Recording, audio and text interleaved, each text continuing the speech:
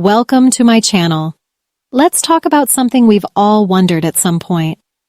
Why do some men seem to fall in love with someone who treats them badly? It's a strange thing, isn't it? You'd think that if someone constantly made you feel undervalued or ignored, you'd just walk away. But for some men, the opposite happens. They get even more hooked. It's not just frustrating for them, but for everyone around them who watches it happen and wonders why they're sticking around. So, what's going on under the surface? Well, it's not as simple as saying, they just like drama, or they don't know their worth. Actually, there are layers to this. A mix of childhood patterns, psychology, biology, and social influence that all come together to create this emotional loop. For starters, let's look at childhood. Many people grow up in environments where love came with conditions. Maybe you only got affection when you were good, or maybe love was tied to how well you performed, behaved, or pleased others. Over time, this creates a belief, often subconscious, that love has to be earned, that it's something you fight for, not something freely given. So when a man meets someone who is distant, critical, or emotionally unavailable, it actually feels strangely familiar. Familiar doesn't always mean safe or good, but it feels like home. And the brain loves what it knows, even if it's not healthy. Then there's the thrill of unpredictability. People who treat you badly often give attention in small, unpredictable doses, like emotional breadcrumbs. One moment, they're cold or distant, and just when you're ready to walk away, they throw you a compliment, a kind word, or a small act of affection.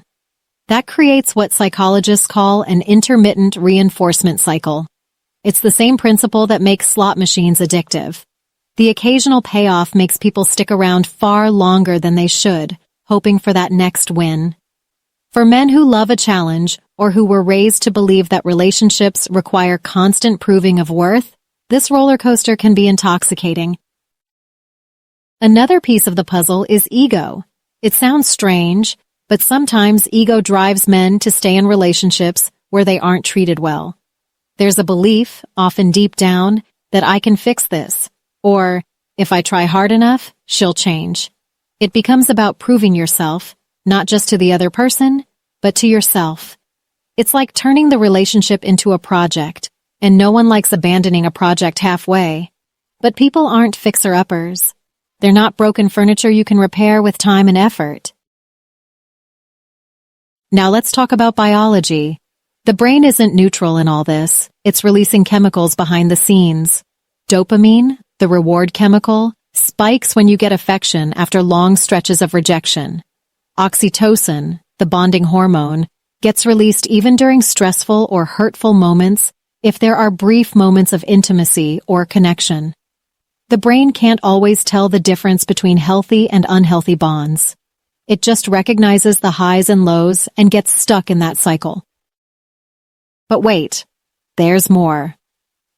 There's also social conditioning. Men are often taught to be strong, don't quit, don't be emotional, and stick it out. These messages create a false sense of loyalty, like leaving means you're weak, or that enduring mistreatment shows how much you care. Add to that the romantic comedies and movies where the guy wins over the emotionally distant love interest through sheer persistence, and suddenly toxic behavior starts to look like a puzzle to solve rather than a sign to walk away. And here's another layer: self-esteem. When someone doesn't have a strong sense of self-worth, they're more likely to tolerate mistreatment because deep down, they might believe it's what they deserve. Or they think, this is the best I can get. Sadly, the more someone stays in this type of dynamic, the more their self-esteem erodes, making it harder to leave over time. Even fear plays a role. Fear of being alone, fear of starting over, or fear of admitting that maybe this wasn't love after all. Sometimes, staying feels safer than facing the uncertainty of leaving. That fear keeps a lot of men stuck in places they don't want to be. But here's the hopeful part. None of this is permanent. Awareness is the first step out of this loop. Recognizing that being treated poorly isn't normal or romantic or a sign to fight harder is huge. It's realizing that love doesn't have to be painful or feel like walking on a tightrope. Healthy love feels secure, mutual, and consistent, not like chasing someone who's always just out of reach. So why do some men fall for someone who mistreats them? It's a storm of old patterns, the thrill of unpredictability, ego traps, brain chemistry, cultural narratives, and fears. But the good news is, once you spot the pattern, you can break it.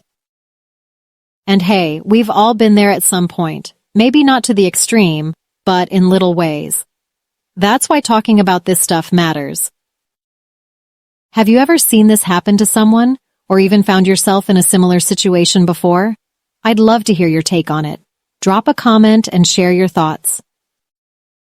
And if you enjoyed this conversation, hit that subscribe button so we can keep unpacking more of life's weird, relatable puzzles together. Thanks for watching, and I'll see you next time.